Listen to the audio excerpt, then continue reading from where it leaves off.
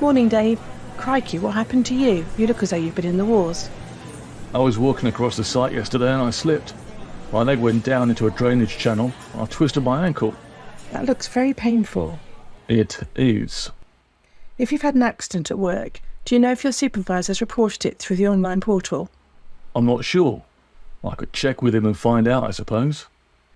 Do you know if it had been reported before as a working at height close call using the app? Working at height? I was on level ground. It was an excavation, so I wasn't working at height. As far as I know, it hasn't been reported before. Well, that's not right. It's not just the obvious areas where the risk is. The HSE description of working at height is any work in which there is a risk of a person falling a distance liable to cause personal injury.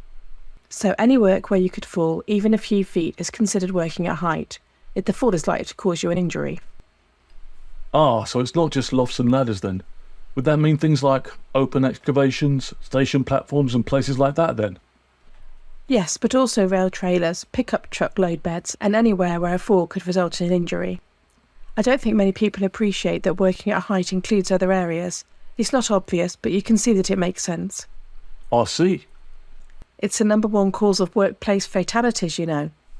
Blimey, I didn't know that. What do I need to do now then? This happened yesterday. Do I still need to report this? Yes, your supervisor should have reported it as an accident using the online portal. And they should also have reported it as a close call so that we can prevent it happening to anyone else. That's Amy policy. But I don't work for Amy. I work for Blogs & Son Limited. Actually, you're a subcontractor for Amy, so you are subject to all of Amy's policies. It's not difficult. You see that QR code over there? Just scan that with your phone and fill in the form, okay?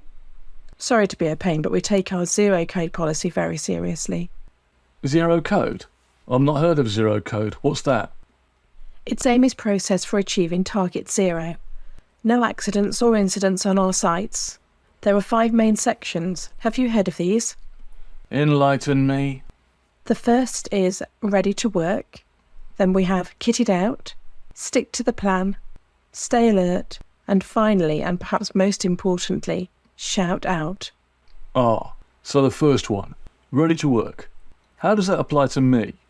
It means, do I have the training, knowledge, information and instructions I need to work safely? And also, are you fit and well and able to carry out your job safely? Now, with your injury, would you say you were currently ready to work? Yes, I should be. It looks worse than it is, and I'm working in the office today catching up on the dreaded paperwork. Okay. Were you wearing your PPE at the time? Did you have the correct tools, clothing and equipment to carry out the task? Yes. Good. Then you were kitted out. I see. So, stick to the plan is working in accordance with the instructions and guidance given? Yes, you've got it. But also you need to be able to reassess and, if necessary, stop if it looks as though the plans are going to be unworkable, or if new hazards present themselves. How do you mean? Well, just by stopping work and taking 5 to have a fresh look at the work and the hazards, and by redoing the point of work risk assessment, the task can be completed safely. Got it. Okay, what was the 4th one again? That was stay alert. Ah, like, don't fall into open excavations, eh? Ah, yes. Things like that. Being aware of your surroundings, the hazards, but also looking out for your colleagues as well. And the last one is shout out, right? Exactly. Do you know what that means? I assume it means if you see a problem, you should tell your supervisor about it. Yes, your supervisor, but also anyone affected by the situation. Fair enough. How do you remember all this stuff? I have to. I'm the site safety officer amongst other things, so I have to know all the relevant legislation. You mean things like the Health and Safety at Work Act? Amongst other things, yes. And there's also the working at height regulations.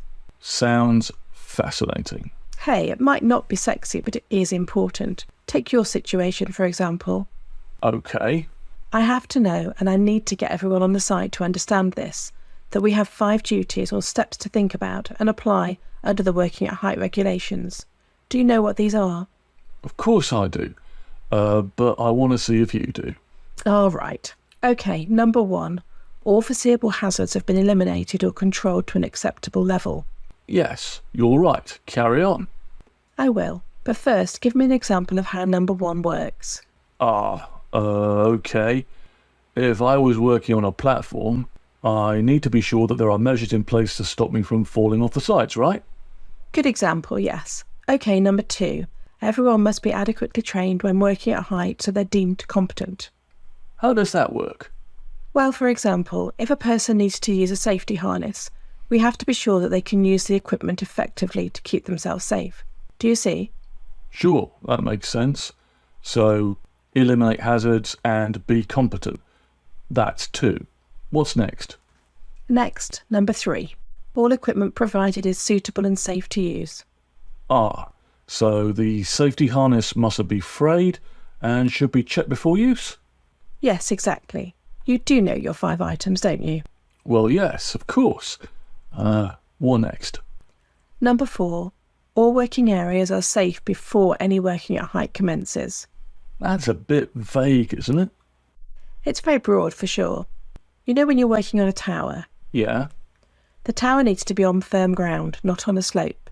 I need to make sure that there is an area exclusion zone around the tower, so that if you drop a spanner or something, no one underneath is going to get bonked on the head, right? Right. That's a lot to bear in mind. But what I'm taking from this is that the first 2 rules are about people's safety, the next is about equipment, and the next is about the place where hazards are present. Yes, but we both knew that already, didn't we? Oh yeah, obviously. Of course. There's the last one, number 5. Care to tell me what that is? No, you're doing fine. Carry on. Okay, number 5. This is the if it all goes wrong, what then rule. In other words, we have to have an emergency plan. The plan has to include how to rescue somebody trapped at height. What? You mean have a helicopter on standby? No, not quite. The emergency plan must be site-based. We aren't allowed to rely on the emergency services. Really? I would have thought the thing to do is just call 999. Everyone thinks that, but calling the emergency services should only be used for exceptional situations. If you ever see a plan which depends on a 999 strategy, you need to shout out and say, that's not a plan. Really? Yes, really. The plan must be site-specific and site-based. So how would you rescue somebody who's working at height? Any ideas? Okay. Let's suppose we have a guy working at height. He's wearing his safety harness, and he's somehow got past the guardrail and is dangling from a dangerous height. Okay, I'll need to be able to get someone up there to help him or lower him safely to the ground. I'd have to go away and think about that. You do that. It's the sort of thing that I have to think about all the time, and there's never a one solution fits all that works. It's quite interesting work, really, if you like solving practical problems. I can see why you like your job. I do, and I've not even delved into the joys of the Health and Safety at Work Act 1974. An indispensable bedtime read, no doubt. No doubt. The Working at Height regulation deals with the employer's responsibilities, but the Health and Safety at Work Act has to do with employees' responsibilities, and there are two things relating to working at height that you have to know. And they are? First, you must work with your employer to limit the hazards you face when working at height, which means reporting any defects in safety equipment and shouting out if you think anything's unsafe. Second, you need to ensure that you are suitably trained and follow the training when working at height. Use any equipment provided correctly to ensure that you and those around you are safe. That just seems like common sense to me. It is common sense, but you'd be amazed how many people manage to locate the common sense switch and turn it off when they go to work.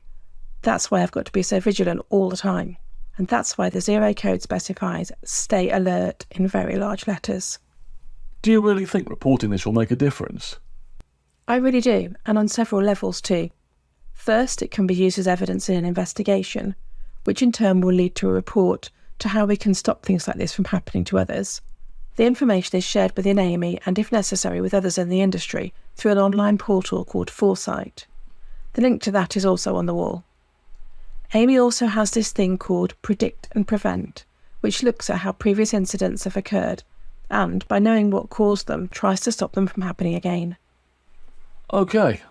As soon as I finish my cuppa, I'll go and scan that QR code you mentioned and report yesterday's close call.